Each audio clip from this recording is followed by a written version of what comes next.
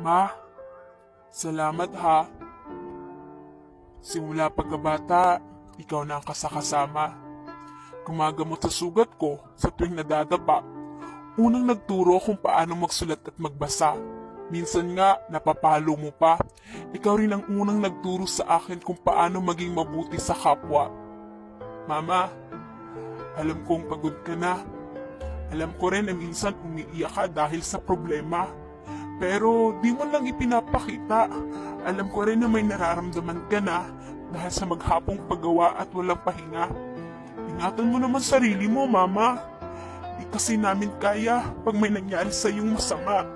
Sana humaba pa buhay mo. Gusto ko kasi makita mo na magtagumpay ako at masuklian naman lahat ng paghihirap mo. Sobrang busy ko. Hindi ko napapansin na mas kailangan mo ng oras ko. Pasensya ka na, Mama. Pagod lang talaga ako. Pero ikaw yung nag-iisang tao na nanatili sa tabi ko. Salamat sa sakripisyo mo. Pangako, pag di mo na kayang tumayo, ako ang magiging paa mo.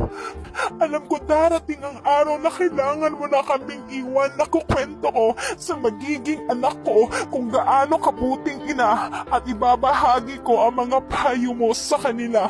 Mama, mahal na mahal kita.